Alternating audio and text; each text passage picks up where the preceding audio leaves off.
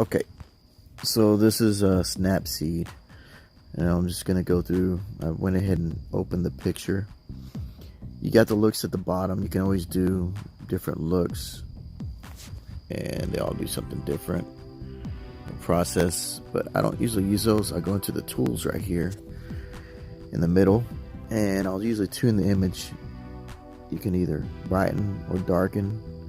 So there's a lot going on in this picture. So when we go to our tools,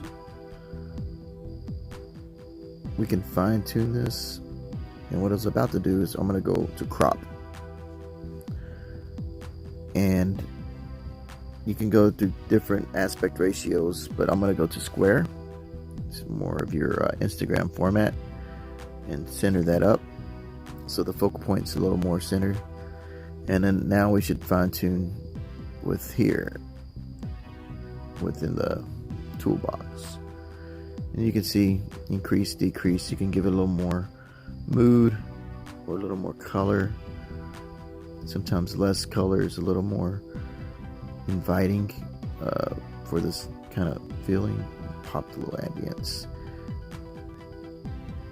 and you can see that this program actually does really well with just basic edits. It actually can get complicated edits too. Alright, we're going to go back into tools, and we're going to go to our details, the next one over, and we're going to increase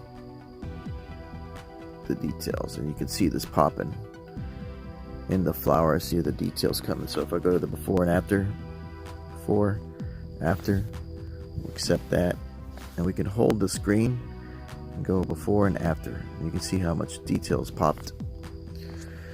But if you want to keep on playing, there's so many tools in here. You can actually go into the HDR, and this will actually pop it a little bit, just a little bit, just give it a little bit more.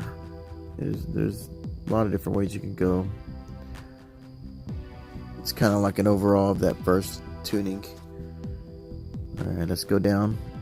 We can go to, you could even change it black and white if you really wanted to after all those edits, but that's not the look we're going for right now. We're just kind of playing with this.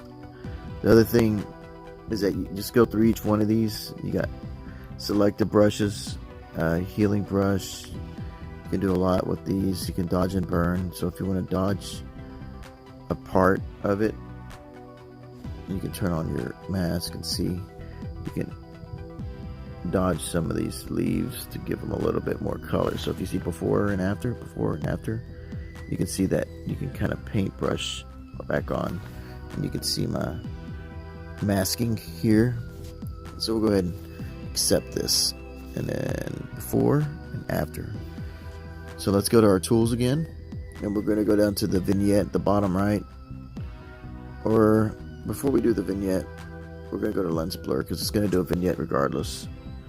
And we're going to go ahead and do this blur.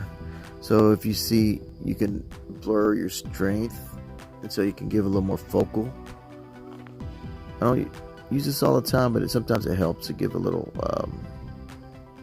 This will adjust your transition.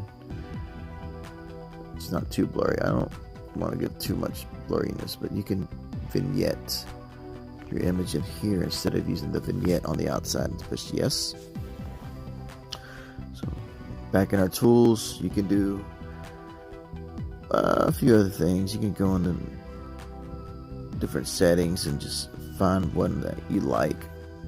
But for this is just a quick overview of Snapseed. I really like this program, and I'm just trying to see if this will record on my phone. So that's it. After that, you go to export, and then you can export your image and then save it that way. Go JPEG export and saving, collapses it down.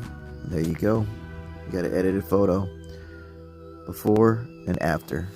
Pretty quick, fairly fun, real fun program, and it's free. Can't complain.